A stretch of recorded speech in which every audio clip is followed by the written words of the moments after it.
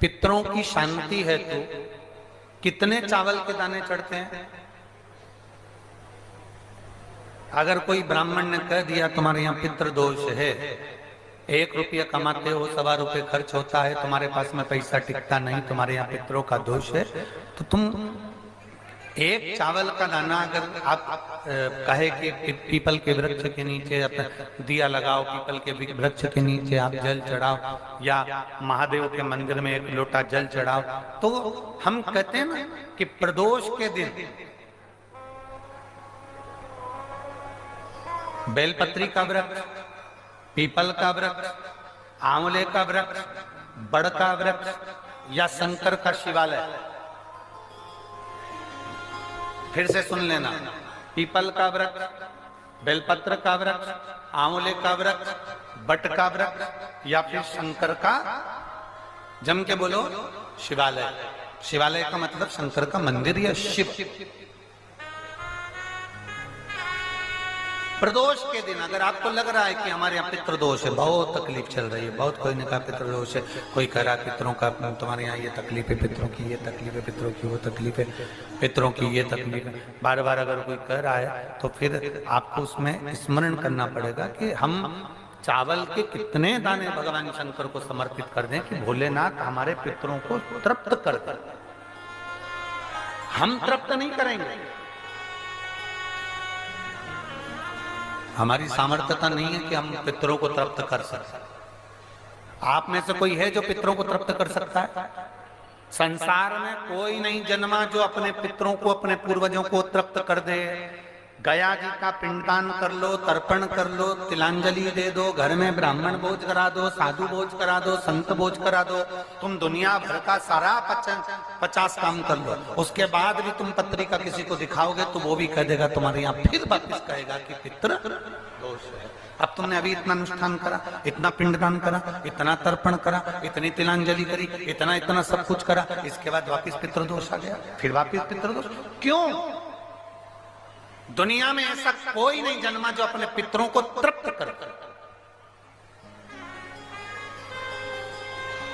आप अपने घर के लोगों को तृप्त नहीं करते, जो जिंदा है वो उनको बोलो री भाई, जीजियो सही है कि गलत है?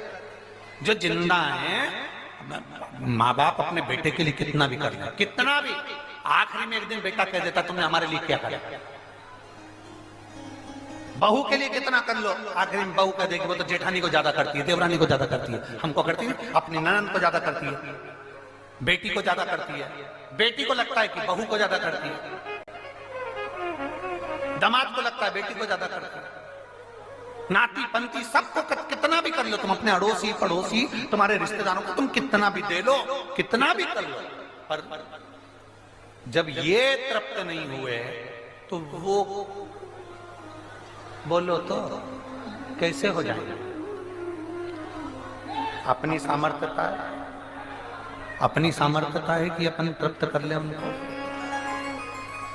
अपनी कोई सामर्थ्यता नहीं है कि अपन पितरों को तृप्त कर ले, या अपनी सामर्थ्यता के अंतर्गत नहीं, ये अपनी सामर्थ्यता नहीं है कि हम अपने पूर्वजों को, अपने पितरों को तृप्त कर। तृप्त कौन करेगा?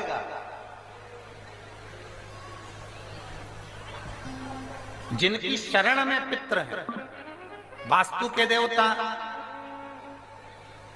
भगवान शंकर, काल सर्प दोष के देवता भगवान शंकर, जितने दोष होते हैं पितृ दोष के देवता भगवान शंकर, तो हम तृप्त नहीं कर सकते। अगर इनको तृप्त करेंगे तो देव अधिदेव महादेव करेंगे। आप 7 चावल के दाने, या तो पीपल, बेलपत्र, आंवला, बटवृक्ष या फिर शिवालय, प्रदोष के दिन 7 चावल के दाने आप इन जगह में से कहीं पर भी अगर आप समर्पित कर देते हैं तो उसके बाद आप जो जिंदगी जी रहे हैं और 3 महीने फिर आप अंदाजा लगा कर देखना कि आपने जो 7 चावल के दाने इन स्थान पर अगर आपने समर्पित करे तो उसका फल पितरों को मिला कि नहीं मिला, और उसका फल हमें प्राप्त हुआ क्या। ये वो स्थान है जहां प्रदोष के दिन 7 अक्षत चावल का दाना भी हमारे पितरों को, पूर्वजों को तृप्त कर देता है। कौन कौन सा स्थान वापिस बोलेंगे सभी लोग। पहला पीपल, दूसरा बेलपत्र, तीसरा आंवला, चौथा बटवृक्ष और 5वां शिवालय, शंकर भगवान का स्थान। अब इसको समझना आपके ऊपर निर्भर है। समर्पित कभी मौका लग जाए, सारी दुनिया के लोग तुमसे कह रहे हैं तेरे घर में पितृदोष है, 1 रुपए कमाते हो 1.25 रुपए खर्च होता है, मानसिक टेंशन बना रहता है। घर में एक व्यक्ति बीमार है, ठीक हुआ, दूसरा बीमार पड़ गया, दूसरा ठीक हुआ, तीसरा बीमार पड़ गया, तीसरा ठीक हुआ, चौथा बीमार पड़ गया।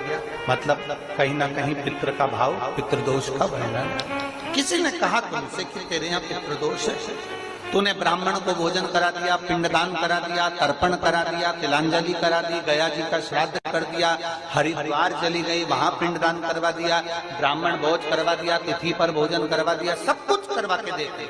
अब एक काम और करके देते, एक काम और करके देख लो।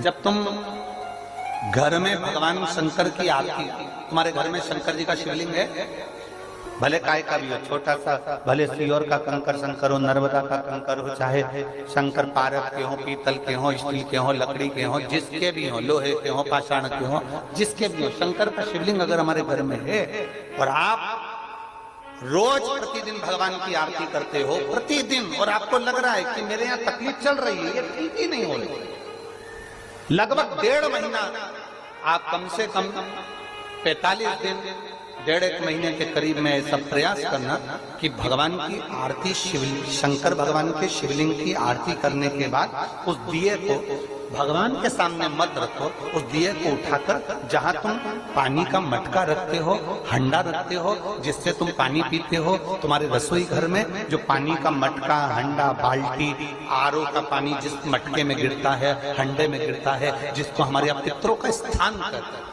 उस स्थान पर, उस मटके के पास में, संडे के पास में, उस बाल्टी के पास में, जहां रसोई घर में पानी रखते हो, उस रसोई घर में पानी जहां रखते हो, उसके पास में उस दिए को भगवान के सामने नहीं रखना। आरती उतारने के बाद उस दिए को ले जाके सीधे परिंडे के पास में, उस हंडे के पास में, मटके के पास में उसको रखो। केवल 1.5 महीना कर कर देखना। 1.5 महीने के बाद तुम्हें मालूम पड़ेगा कि हम वापिस उन्नति की सीढ़ी पर चलना प्रारंभ करती हैं, हमें फल मिलना चाहिए। अब तुम्हें ना कहीं जाना है, ना कहीं आना है, ना कोई खर्चा है। खर्चा है क्या? ईमानदारी से बोलो, कोई तुम्हारा लाखों का रुपया लग गया क्या? रोज आरती करते हो रोज आरती। बस आरती का नियम बना लो कि हमको पितृदोष किसी ने बोला है, हमारे घर में अशांति है, पितृदोष है, कोई कह रहा है कि तुम्हारे घर में पितृदोष है। हमने सब कुछ करके देख लिया, अब हमें ये करना है कि महादेव की आरती जब होती है तो उसकी ज्योत का दर्शन करने पर 1000 कपिला गाय के दान का पुण्य मिलता है।